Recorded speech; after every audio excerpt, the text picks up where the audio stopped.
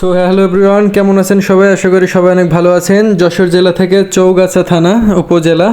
তো এই রাস্তার ভিতরে কি কি আছে বা আজকের দিনে কি কি ঘটে সেটা আপনাদেরকে দেখাবো আজকের বাইক ব্লগে। আমি আছি আপনাদের সাথে ডিজে শাহেদ খান, ফেসবুক পেজ শাহেদ খান। আশা করি সবাই আমাদের সাথেই থেকে আমাদেরকে সাপোর্ট করবেন। তো আমি এখন যে ভিউটা নিচ্ছি এটা যশোর শহরের ভিতর থেকে দেখতে পাচ্ছেন।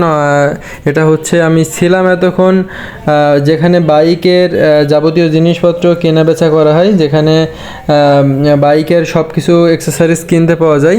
তো তারপরে কিন্তু ওখান থেকে রওনা দিয়ে অলরেডি যশোর লালকোটের সামনে চলে আসলাম। আপনারা দেখতে পাচ্ছেন যশোর লালকোটের সামনে দিয়ে আমি যাচ্ছি, যে লালকোটটা একদম ফেমাস একটা জায়গা।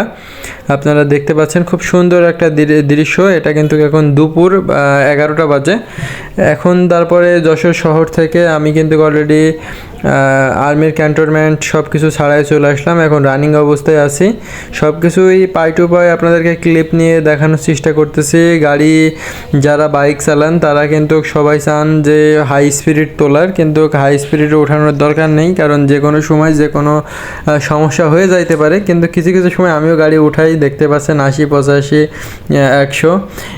একটা ঘটনা বলি, দেখেন 100 উঠে গেছে।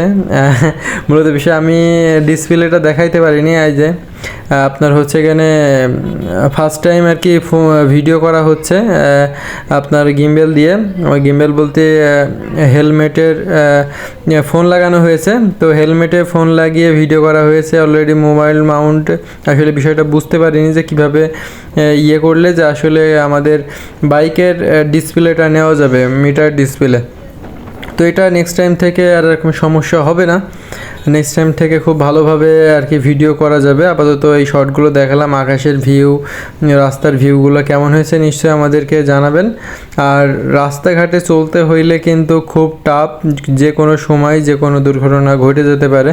আমি আসছিলাম ঢাকা থেকে আসতে আসতে পদ্মা সেতুর ওখান থেকে আমার গাড়ির স্পিড ছিল 105, আর ওখানে রাস্তার মাইল দেওয়া ছিল 80। তো এই কারণে আমার অলরেডি আমি মামলা খাইছি 2500 টাকা ট্রাফিক পুলিশের কাছ থেকে, সার্জেন্ট পুলিশ।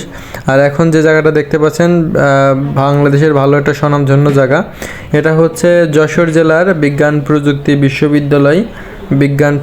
বিশ্ববিদ্যালয়ে কিন্তু অনেক ছেলে মেয়ে এখানে কিন্তু বিশ্ববিদ্যালয়ে পড়াশুনো করে। এখানে কিন্তু পড়াশুনো করতে হলে চান্স পাইতে হয় অনেকভাবে। তো এটা আমাদের যশোর জেলায় কিন্তু রয়েছে, ও বিভিন্ন জেলার ছেলে মেয়ে কিন্তু এখানে পড়াশুনো করে। আর এখানে দেখতে পাচ্ছেন এই যে বাংলাদেশের যশোর বিজ্ঞান প্রযুক্তি বিশ্ববিদ্যালয়ের গেট। তো এখানকার শটগুলো নিলাম, আপনি দেখালাম। এই মাইক্রোটা প্রচুরক্ষণ থেকে ভীষণ জ্বালাচ্ছে।